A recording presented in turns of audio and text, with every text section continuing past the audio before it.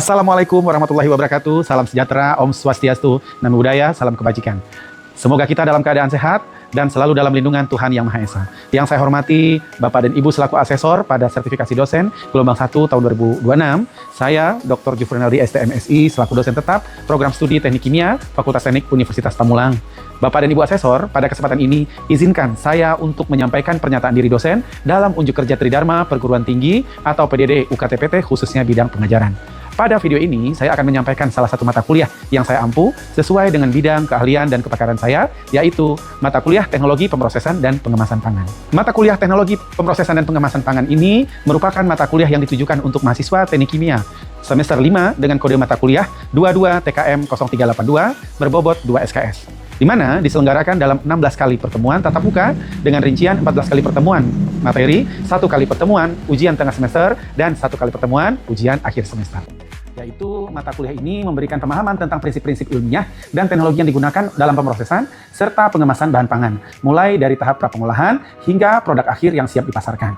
Mahasiswa akan belajar cara meningkatkan nilai gizi, memperpanjang daya simpan, serta memastikan keamanan kebersihan produk melalui teknik pemrosesan modern dan desain keamanan yang mematuhi regulasi serta memperhatikan aspek keberlanjutan. Mata kuliah ini memiliki 3 CPL dari 7 CPL yang ada, di mana pada CPL 2 mampu menerapkan prinsip matematika sains dan rekayasa teknik kimia untuk menganalisis dan menyelesaikan permasalahan proses industri.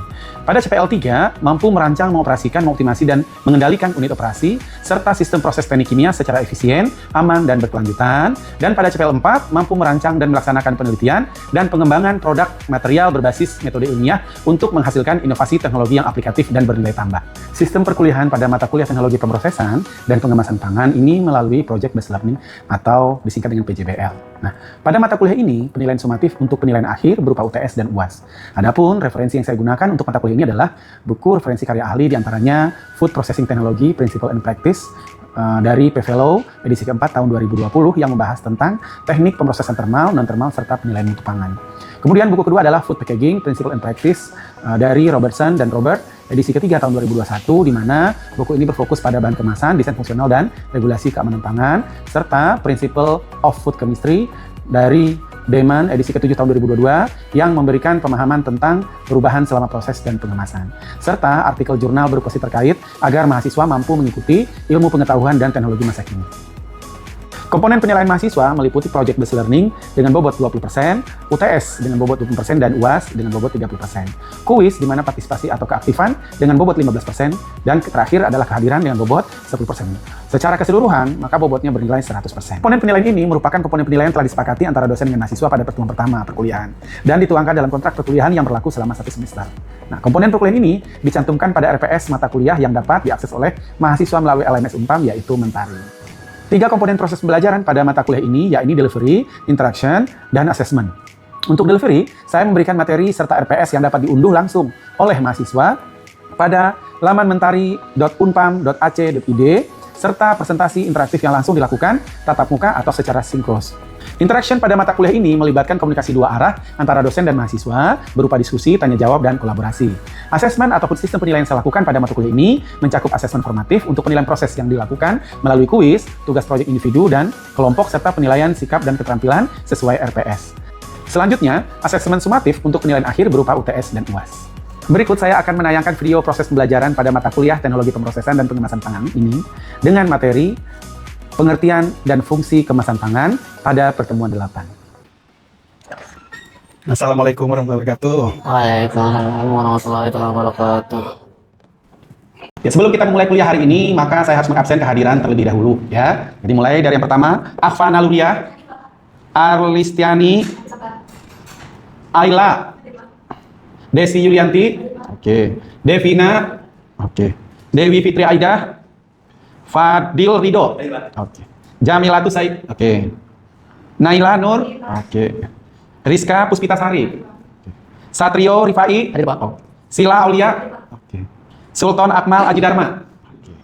Baik, sebelum memulai perkuliahan hari ini, mari kita berdoa sesuai agama dan kepercayaan masing-masing.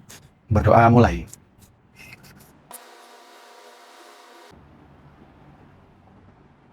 Berdoa selesai. Pada pertemuan kali ini kita belajar terkait dengan pengertian dan fungsi keamanan pangan ya. Nah, sebelumnya kita sudah mempelajari tentang kemasan pangan itu sendiri ya. Coba Rido ya. Nah, kalau kemasan pangan, kamu lihat makanan atau pangan semuanya ada kemasannya nggak? Ada ya? Oke, contohnya kalau sosis kemasannya yang mana? Yang kayak plastik. Plastik, oke ya. Plastik ya. Bagaimana kalau dengan pangan tradisional contohnya apa? Desi, contohnya pangan tradisional apa contoh kemasannya? Daun. Daun pisang. Oke, apa nama makanannya? Hah? Lepet, tahu nggak lepet? Pepes, tahu nggak?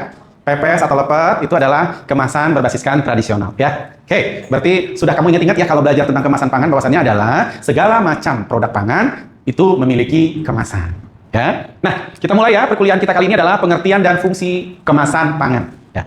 Kalau kita lihat capaian pembelajaran kita kali ini adalah yang pertama, Anda mampu menjelaskan pengertian kemasan ya. Yang kedua adalah Anda mampu menjelaskan fungsi kemasan pangan, dan yang ketiga adalah Anda mampu menjelaskan faktor yang mempengaruhi kemasan pangan itu sendiri ya. Jadi kalau kita lihat, jadi saat ini capaian pembelajaran kita adalah 3 ya. Yang pertama kita masuk pengertian kemasan. Kalau kita lihat adalah jadi kemasan pangan itu sendiri adalah bagian yang penting dalam kehidupan kita sehari-hari yang tidak bisa kita lepaskan. Kenapa? Karena fungsinya di sini banyak. Yang pertama adalah melindungi produk dari kontaminasi, yang kedua adalah menjaga kualitas dan keamanan, dan yang ketiga adalah menambah kenyamanan dan daya tarik. Inilah pentingnya kemasan pangan ya. Jadi kalau kita lihat, kalau tidak ada kemasan pangan, maka makanan tersebut cepat basi gitu ya. Kemudian kalau menjaga kualitas atau keamanannya, contohnya kalau tidak ada kemasan pangan, maka perspektif konsumen akan menjadi berbeda ketika kenyamanan dan daya tariknya berubah ya. Kita lihat, yang pertama adalah pengertian kemasan itu sendiri ya. Kalau kita lihat pengertian kemasan itu sendiri adalah yang pertama Robertson 2016 itu diterjemahkan sebagai kumpulan komponen, bahan dan proses yang bersama-sama untuk mengemas, ingat ya, untuk mengemas, melindungi, menjaga dan mengangkut produk pangan ya. Sedangkan kalau untuk Julianti 2014 adalah kemasan itu sendiri adalah wadah untuk meningkatkan nilai dan fungsinya ya. Sehingga kalau kita lihat maka kemasan ini diterjemahkan secara utuh ya. Diterjemahkan secara utuh adalah pengemasan itu sendiri diterjemahkan secara utuh adalah proses merancang, mengevaluasi dan memproduksi wadah untuk melindungi, menyimpan, mengangkut dan menjual produk ya. Oke, kemudian ini adalah jenis-jenis kemasan. Kalau kita lihat secara umum jenis kemasan itu terdiri atas 3. Yang pertama adalah kemasan primer, yang kedua adalah sekunder, dan yang ketiga adalah tersier. Apa yang membedakan antara primer, sekunder, dan tersier? Ya, kalau yang primer adalah kemasan yang berkontak langsung dengan bahan pangan. Ya, itu namanya kemasan primer. Seperti yang dijelaskan tadi oleh Rido ya, bahwa saya menggunakan plastik atau dijelaskan oleh Desi tadi menggunakan daun, misalkan ya. Nah, itu adalah kemasan primer. Kemudian, kemasan sekunder apa? Kemasan sekunder adalah lapisan keduanya, ya. Nah, di sini dia bertujuan untuk melindungi dan mengatur beberapa unit produk. Kalau kita lihat, di sini bentuknya adalah boleh berbentuk kardus, ya. Atau boleh juga seperti jajanan ciki-cikian, seribuan gitu ya. Ciki-cikian seribuan atau permen. Jadi ada kemasan yang berkontak langsung, kecil-kecil ya nggak? Dibungkus ke dalam kemasan plastik besar, ya. Itu termasuk kemasan sekunder, ya. Sedangkan kalau untuk tersier adalah kemasan terluar yang digunakan untuk mengelompokkan dan mengangkut beberapa unit kemasan sekunder. Contohnya apa? Contohnya adalah kalau kamu pergi ke bandara, apa namanya? Yang berwarna-warni, tempatnya orang di packing-packing, apa namanya? Apa? Kontainer, ya nggak? Nah, kontainer, ya. Nah, kontainer, oke. Atau kamu misalkan, untuk inti kan dia mengangkut kan? Nah, kalau kamu mengangkut, berarti kardusnya disusun, ditaruh di dalam kontainer, ya nggak? Nah, itu dia, kemasan tersier. Ya. Kemudian, kalau di kemasan primer ini sendiri, ya karakteristiknya adalah ada informasi produknya, jadi ada tulisannya. Kemudian, visualnya harus menarik dan harus ramah lingkungan. Ya, visualnya harus menarik dan ramah lingkungan. Dan kenapa? Kenapa informasi produk? Nah, ini yang dibilang ya, kemasan adalah silent marketing, ya nggak? Kenapa? Karena dia diam aja, nanti kamu belanja, kamu baca, oh hanya berdasarkan kemasan, kamu bisa memilih antara 2 jenis produk yang sama, ya. Ini silent marketing, ya. Kemudian kalau kemasan sekunder, berarti di sini juga ada informasi produk, contohnya apa? Awas mudah pecah, tidak boleh kena air, misalkan ya, tidak boleh ada benturan, gitu ya. Nah, ini visualnya harus menarik. Ini contohnya kalau kamu memberikan kado, ya, kado berisikan coklat, ya, kamu apain? Kamu beli coklat Dubai 1, ya nggak? Coklatnya sudah ada kemasannya kan? Nah, terus kamu taruh lagi di kemasan yang menarik, kemudian kamu apakan? Kamu pitakan, ya nggak? Nah, kamu pitakan, baru kamu berikan kepada orang yang terkasih, ya. Nah, siapa orang terkasihmu? orang tua, ya. Nah, orang tua, ya nggak? Orang terkasihnya, ya. Oke, atau boleh juga saudara ya. Nah, jangan-jangan kamu ada yang lain terkasihnya. Oh, enggak, oke ya. Nah, oke, ya. Ini juga masih berkonsepkan, ya, visual menarik dan ramah lingkungan. Oke, lanjut ya. Di kemasan tersier, kalau kita lihat, ini ada contohnya. Palet, ya, atau stretch hood, atau kontainer, ya. Dimana intinya adalah lebih kepada pendistribusian, ya, atau pengangkutan, ya. Jadi pendistribusian, kemudian efisiensi logistik. Nah, kalau di sini apakah dibutuhkan bentuknya menarik? Tidak perlu, ya, tidak perlu. Oke, kemudian kalau kita lihat, ya, ini dia kebutuhan konsumen terhadap kemasan. Kalau kita lihat, preferensi dan permintaan konsumen sangat mempengaruhi dunia pengemasan pangan. Ya, kenapa? Ada beberapa pertimbangan, ya, ada beberapa pertimbangan atau indikator yang harus diperhatikan oleh produsen terhadap kebutuhan konsumen. Yang pertama adalah kualitas, ya. Kualitas berarti di situ nanti ada pengolahan dan pengemasan untuk rasa, nutrisi, tekstur, warna, kesegaran daya terima dan lain-lain. Contohnya bagaimana? Contohnya seperti ini informasinya, ya. Contohnya, ya, diambil dari air gunung alami. Nah, berarti itu ada menjelaskan apa? Kesegarannya. Ya enggak? Oke. Ada juga warna-warni rame rasanya. Ya, berarti itu adalah menjelaskan tentang warna. Ya. Oke. Jadi kalau seperti itu ya, atau bisa juga yang lain. Contoh, ya enggak? Contoh nih ya. Ada rasa manis-manisnya, ya enggak? Nah, berarti yang ini itu di kemasannya tertulis ada rasa manis-manisnya, gitu ya. Kemudian berikutnya adalah informasi. Kalau informasi ini berkaitan dengan penggunaan keterbacaan dan produk, ya. Contoh di informasi, ya. Contohnya bagaimana? Kalau ada kemasannya berisikan informasi. Contohnya apa? Lapar, seduh aja, gitu. Apa kira-kira produknya? Ya, lapar, seduh aja. Berarti mereknya adalah pengganti lapar. Apa tuh yang lapar seduh aja? Ya enggak?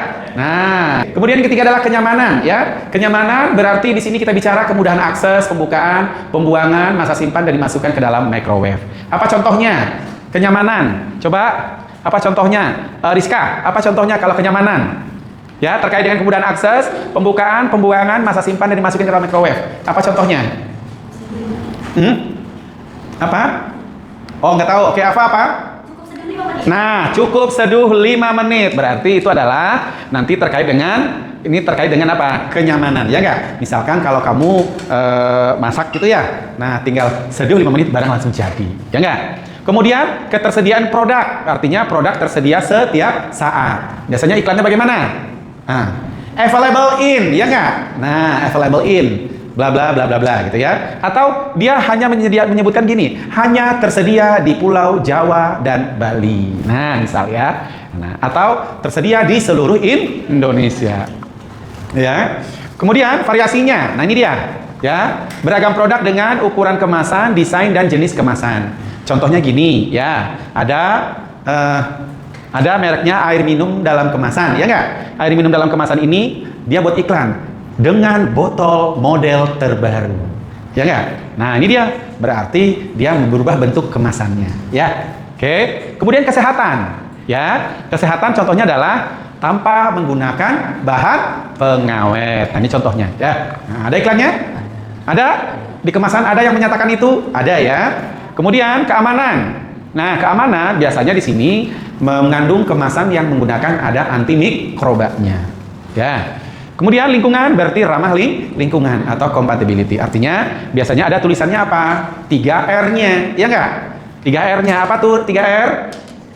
Reuse, recycle, reduce. Nah, kalau untuk kemasan yang udah jadi, berarti kita kemana larinya? Ke 3R tersebut, ya enggak? Kita bisa gunakan kembali, tetapi tidak lagi untuk pengemasan pangan, tapi untuk pengemasan yang lainnya, ya. Atau kita boleh recycle, ini juga sama. Kalau kita recycle, selama dia memenuhi aturan regulasi, maka kita boleh gunakan. Atau kita mereduksi, yang tadinya banyak kemasan jenis sampah, maka bisa kita lakukan pengurangannya, ya. Jadi ini adalah kebutuhan konsumen terhadap kemasan. Nah, coba Arlis, ya. Nah, di antara yang 8 ini, kamu biasanya kalau beli produk pangan, mana yang kamu pilih? Ada nggak? Ada? Oh, nggak ada katanya. Oh, nggak ada, oke. Kalau nggak ada, berarti pilihan kamu saya tahu. Ya, Berarti pilihan kamu adalah cari yang murah. Ya, betul nggak? Nah, ya, betul ya. Nah, sebenarnya cari yang murah itu ada di mana? Di mana? Cari yang murah di mana? Hah? Kalau kamu cari yang murah berarti something make you kenyamanan, ya. Kenyamanan, oke ya. Ini masuk di sini ya. Nah, cuman tidak ada dalam penjelasan. Tapi itu masuk ke dalam kenyamanan, ya nggak? Kamu beli barang mahal, contohnya kamu beli coklat Dubai, tapi kamu ngutang, nyaman nggak? Nah, itu dia, ya, kenyamanan. Oke ya. Contohnya lagi, ketika ke Inggris, harga somai satunya adalah 500.000. Satu somai. Kalau di London itu satu somai itu 500.000. Kamu mau nggak belinya? Enggak ya? Enggak. Kenapa? Karena kamu biasa hidup di Indonesia, somai 10.000 seraup, ya enggak? Nah, itu dia ya. Nah, tetapi kamu beli misalkan, ya jangan sebut merek lah ya, nanti lanjut ya. Oke, kemudian kita lanjut ke fungsi kemasan ya. Nah, ini fungsi kemasan sebenarnya secara umum ada 4 ya. Secara umum ada 4. Kalau kita lihat, yang pertama adalah wadah atau penampungan ya. Wadah atau penampungan. Yang kedua adalah perlindungan, yang ketiga adalah kenyamanan, dan yang keempat adalah komunikasi.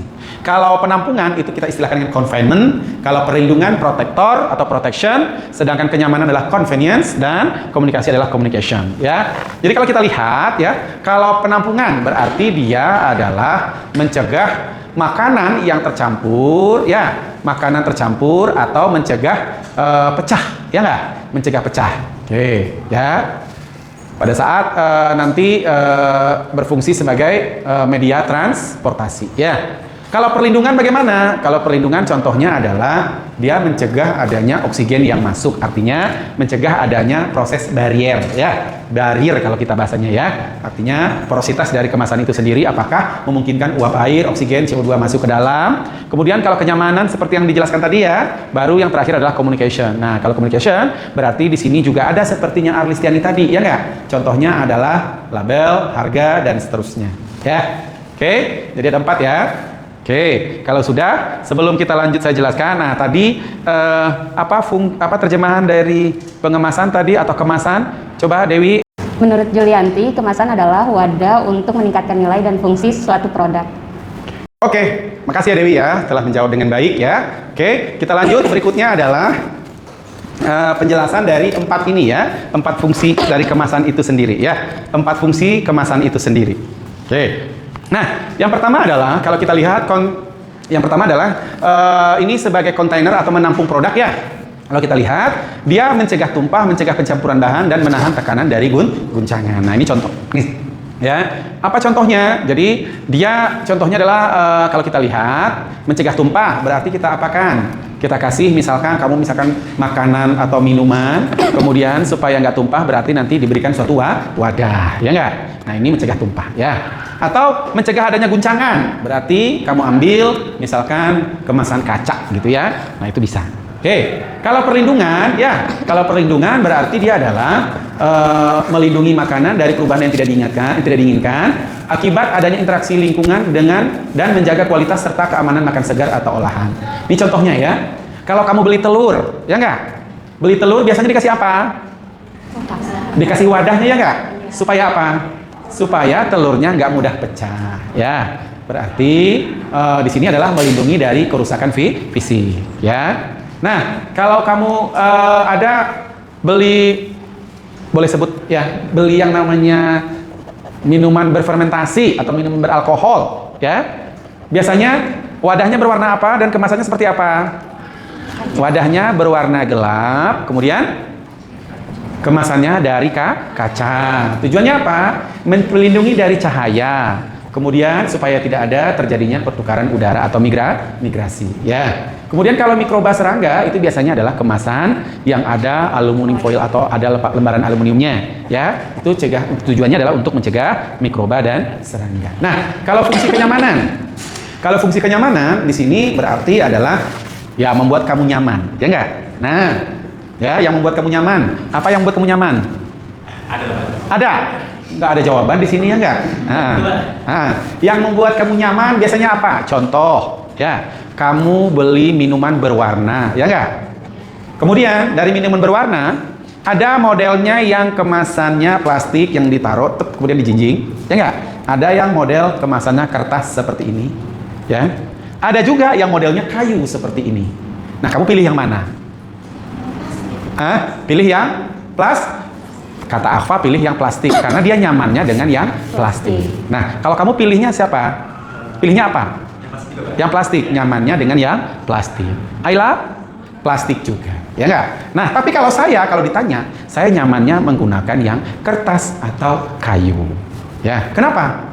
Hati saya menjadi tenang ketika saya menggunakan kemasan ramah lingkungan. Ya, jadi perspektif nyaman seseorang itu berbeda-beda, ya. Tetapi senyamannya kamu bagaimana? Ya enggak? Kalau udah nyaman baru jalan, ya enggak? Betul? Ya, ya.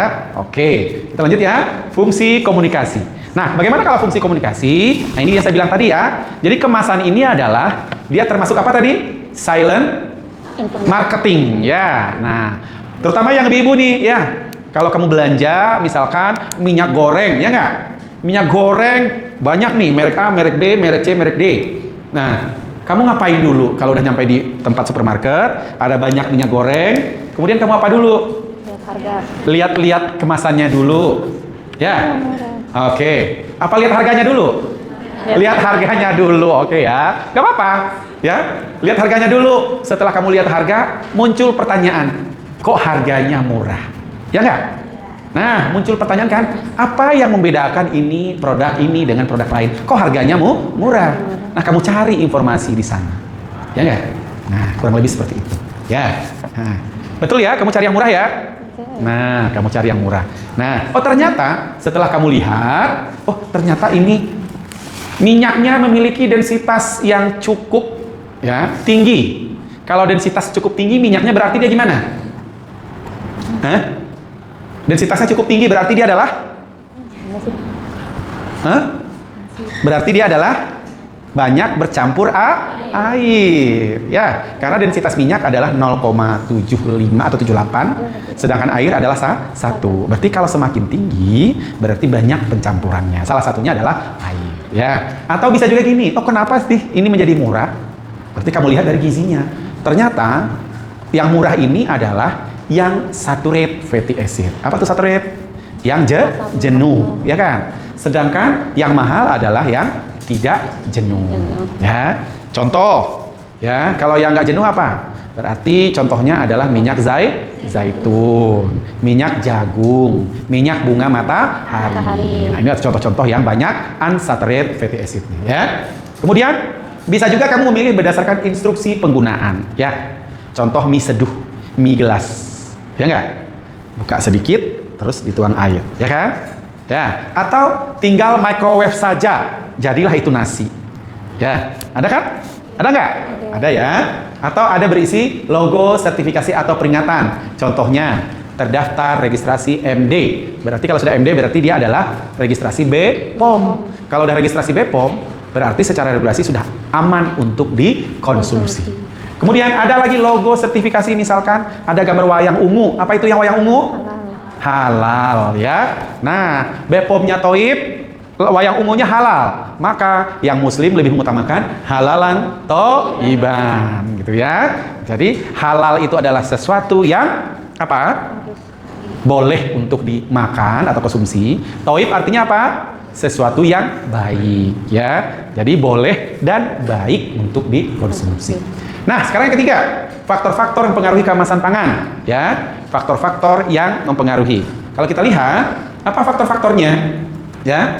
Nah, ini dia pentingnya pemilihan, ya. Pentingnya pemilihan kenapa? Kalau kita lihat untuk menunjukkan bagaimana pemilihan bahan kemasan yang tepat. Ini contohnya, ini adalah jenis kacang-kacangan, ya enggak? Nah, yang densitas atau kadar airnya tinggi, kamu pakai apa? Yang kadar air tinggi, kamu pakai. Kalau dari gambar ini bukan kadar air tinggi. Kalau dari gambar ini adalah yang berminyak tinggi, ya. Kalau berminyak tinggi pakai kemasan apa? Plastik atau aluminium, ya enggak? Ya. Kalau yang berminyak rendah baru pakai kemasan kertas, ya enggak? Kenapa? Kalau kadar lemaknya tinggi kamu pakai kertas, nanti gimana? Nanti minyaknya merembes, ya enggak? Nah, ini beberapa faktornya ya. Yang pertama adalah permeability. Kalau permeability itu adalah kemampuan untuk berpindah ya. Kemampuan untuk berpindah. Kemudian sifat penghalang ya, sifat penghalang. Kemudian pencegah kontaminasi mikroba. Kemudian lagi adalah memiliki kekuatan tarik yang memadai, dan yang keempat adalah aspek migrasi. Ya, oke. Terima kasih ya. Ini sebagai penutup ya. Bagi ada yang ingin bertanya, saya persilahkan untuk kita berdiskusi. Ya. Saya Pak, perkenalkan nama saya Satrio Rifai. Mohon izin bertanya, tadi Bapak sudah menjelaskan tentang terkait bagaimana menjaga kualitas produk pangan. Nah, pertanyaan saya itu sejauh mana kemasan dapat mempengaruhi persepsi kualitas suatu produk pangan? Ya, terima kasih Rifai. Ini pertanyaannya sangat menarik ya. Jadi bagaimana suatu kemasan dapat mempengaruhi persepsi kualitas ya. Kualitas saja ya, bukan yang lain. Oke. Jadi kalau kualitas biasanya gini. Tadi kan sudah ada ya. Biasanya kalau kita punya produk itu sudah produk pangan terutama ya. Produk pangan itu memiliki nilai gizi. Ya enggak? Di situ nanti ada nilai gizinya. Nilai gizi, karena kalau dalam pelabelan itu wajib mencantumkan nilai gizi atau ingredient. Bisa kamu lihat dari ingredient atau bisa lihat dari nilai gizinya. Oke, contohnya seperti ini. Kalau kamu melihat suatu produk pangan, ya, suatu produk pangan, ini ada dua produk pangan, harganya sama, ya nggak? Harganya sama. Yang A memiliki protein lebih tinggi dibandingkan dengan yang B. Nah, kalau yang A lebih tinggi daripada yang B proteinnya, kamu pilih yang mana? Pasti pilih yang A, gitu ya. Itu salah satu contoh ya. Nah, jadi yang pertama ya, berarti kita lihat dari adalah kualitas gizinya. Oke. Yang kedua adalah itu kalau gizi dari gizi utama ya. Sekarang bagaimana kalau gizi yang lain? Contoh, kita punya 2 minyak zaitun. Sama-sama memiliki asam oleat, ya enggak? Nah, sama-sama memiliki asam oleat, tetapi harganya sama. Maka pertimbangan kamu adalah yang asam oleat yang lebih tinggi, gitu ya. Nah, kalau sekiranya harganya sama, kemasannya sama, gitu ya. Nah, karena kalau bicara persepsi untuk kemasan ini something complicated, ya, sesuatu yang sangat kompleks, ya. Jadi kalau saya tadi mengambil contohnya hanya satu, gitu ya, dipisah satu-satu, ya, berdasarkan A, berdasarkan B, gitu ya. Nah, seperti itu kurang lebih ya. Oke. Ada lagi yang bertanya? Saya Pak. Baik Bapak, terima kasih atas penjelasan yang telah diberikan. Sebelumnya saya Jamila Tusadia, izin bertanya.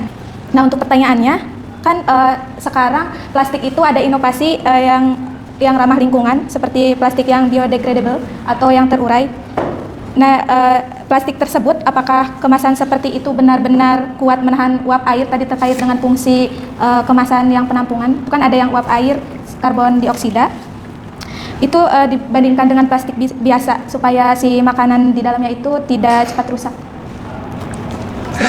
Ya, terima kasih Lala Jamila Tusaidah ya. Oke, kalau kita lihat, jadi pertanyaannya tadi adalah terkait dengan bagaimana dengan kemasan biodegradable, apakah memiliki umur simpan yang sama dengan plastik yang biasa gitu ya. Nah, pertanyaannya, kalau umur simpan berarti kita melihat kepada porositas dari kemasan itu sendiri ya. Jadi kalau bisa kita lakukan porositasnya sama dengan kemasan biasa, maka kemungkinan umur simpannya juga akan sama ya. Tetapi kalau porositasnya yang dihasilkan adalah lebih besar, maka umur simpannya adalah menjadi lebih pendek.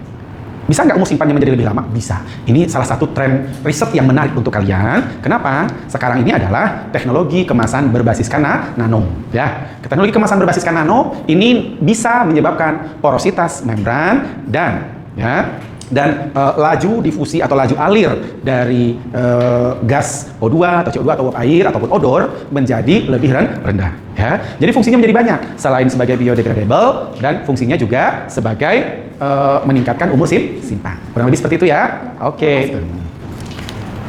Ya, terima kasih Lala, Jamila udah bertanya, Rifai juga udah bertanya. Artinya pertemuan kita cukup sampai di sini ya. Kemudian sedikit pesan dari saya adalah kalau bahan pangan kalau digunakan untuk yang lama gitu ya, ibaratnya adalah pangan tanpa kemasan seperti manusia tanpa berbusana. Ya, tidak ada harganya. Ya, seperti itu kurang lebih ya. Oke, kita ketemu minggu depan. Sampai ketemu dan terima kasih atas waktu yang telah diberikan. Semangatnya luar biasa. Wassalamualaikum warahmatullahi wabarakatuh. Bapak dan Ibu asesor yang saya hormati, demikian video pembelajaran yang saya sampaikan sebagai salah satu syarat penyusunan dokumen pernyataan diri dosen dalam unjuk kerja Tridharma Perguruan Tinggi Periode UKTPT. Besar harapan saya video ini dapat menjadi bahan pertimbangan yang baik dalam proses penilaian pengajuan sertifikasi dosen tahun 2026. Akhir kata, saya mengucapkan terima kasih. Wassalamualaikum warahmatullahi wabarakatuh.